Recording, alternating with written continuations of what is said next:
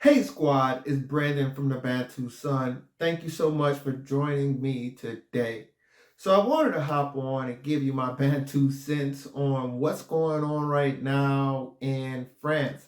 So for those that don't know, I'm sure you have seen the photos and the videos, and I think we're going to post some of the behind the scene videos of what's going on out there. It is insane. The beautiful France is looking like an apocalyptic dystopian version of itself. Fires, looting, all types of violence have broken out across the country. And I want to put some color to what I believe is really going on in this situation. So there's been a couple of events this year. One being President Macron and the current leadership of France finally pushed through their pension reforms, raising the retirement age or the pension benefit age from 62 to 64 years old. It was against massive public outrage, but they were finally able to get that done. Another event, although probably not as covered as much in the news, is the capsizing of the Adriana, a boat that has taken off the coast of Libya, full of mostly Islamic people from Egypt, Palestine, Afghanistan, Pakistan, Syria, you name it. Basically, a bunch of refugees, primarily from the Middle East, going towards Europe, Italy, matter of fact. This boat capsized. It was scenes of what the actual boat looked like before it capsized. It was basically a fishing boat, overladen with people, 700 plus people, and they said as many as 100 children. Now, the final casualty numbers haven't came back, but it was a tragic and big event indeed. And then most recently, the recent shooting that set off these protests of the 17-year-old French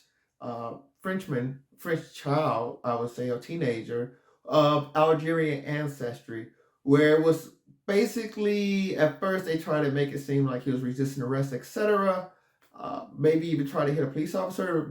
Later video confirmed that it was police brandishing a gun, threatening the matter, and they took the life of this 17-year-old teenager, which eventually led to these riots.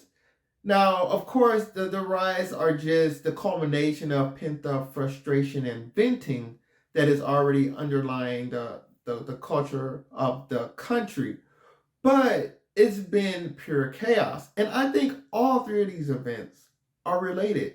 The capsizing of the boat and that tragic story, the raising of the pension age from 62 to 64, and of course, there's this cultural furor over the shooting of this Algerian French teenager.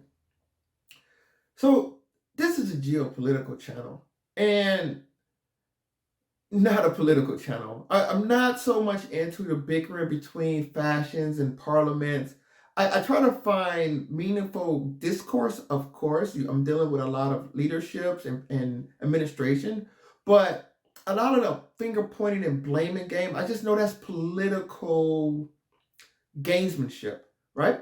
I try to focus a lot on this channel, and the reason why I cover some of these people is because this channel, from a geopolitical point of view, I see it as about situational dynamics, spatial relationships, capacity, understanding the result based off of what is occurring at the moment to take advantage of the consequences of the act of the moment.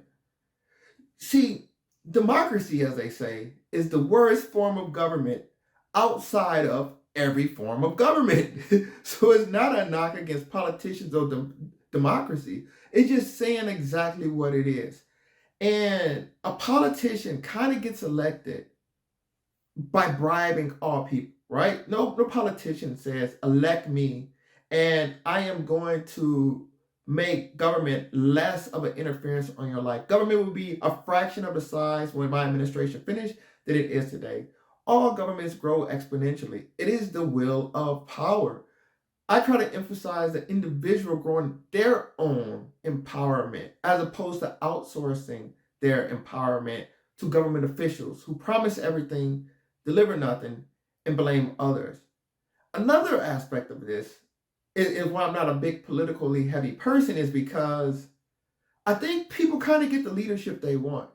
You get the leadership you deserve because these are people that you're voting for them based off their bribe to you that you're going to get more money. You don't say, well, how do we keep more money in our community, or how do we develop better performance? You say, oh, let me gang up with my friends and try to take money from other sources.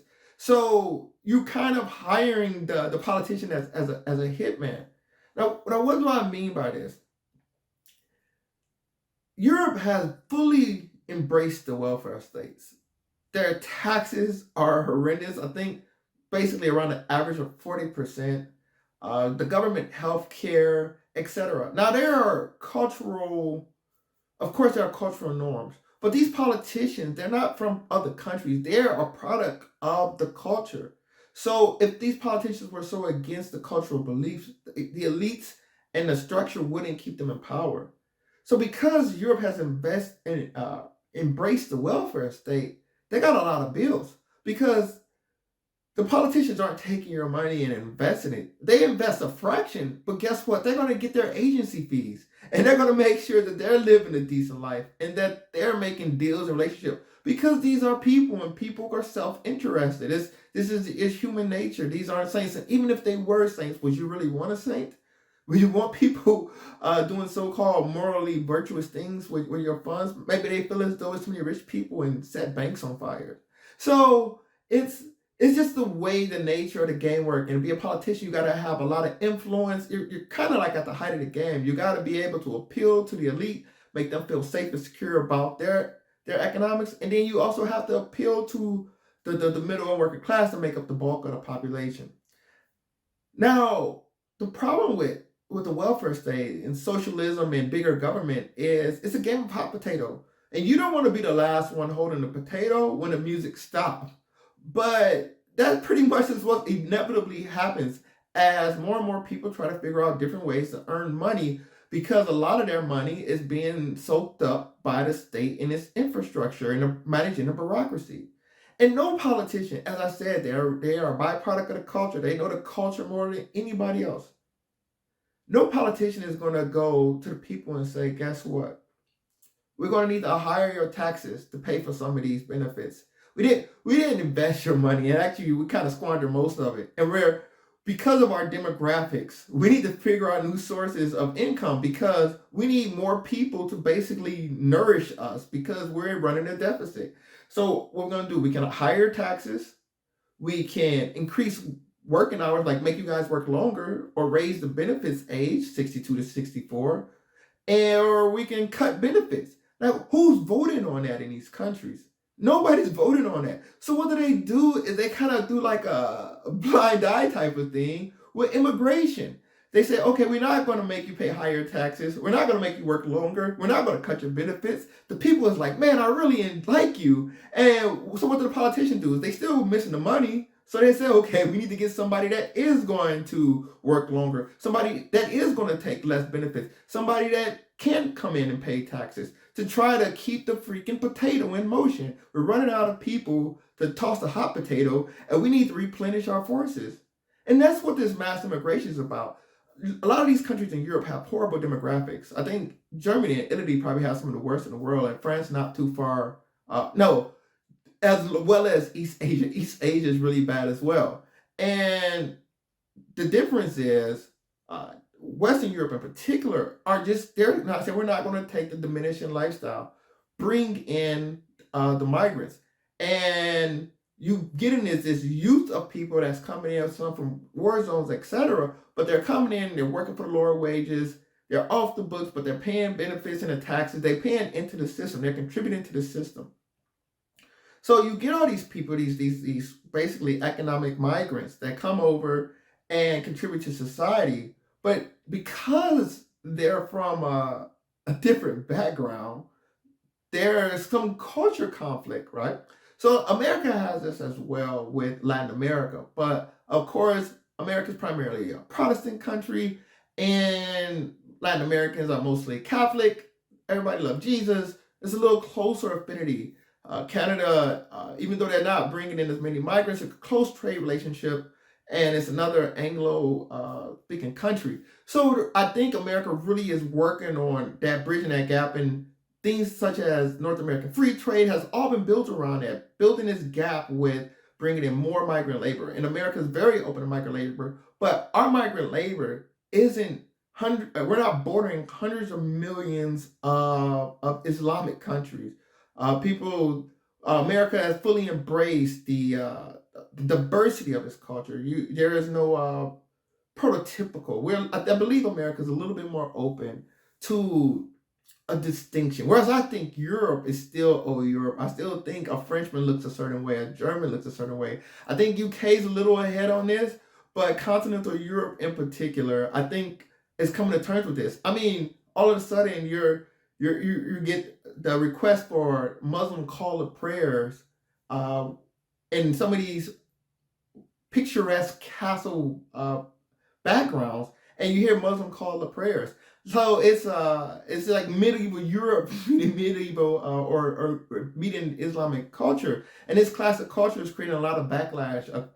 And you're seeing people that go and they say that the European right and conservative parties, a more nationalistic, a more smaller view of what a European is. These parties that believe in this concept are currently on the rise to try to combat this, because this mass immigration is basically creating cultural confrontation. And that's all that's being reflected here is you have a clash of worlds and two different cultures where they're not necessarily assimilating as fast as possible. They still see each other as the other.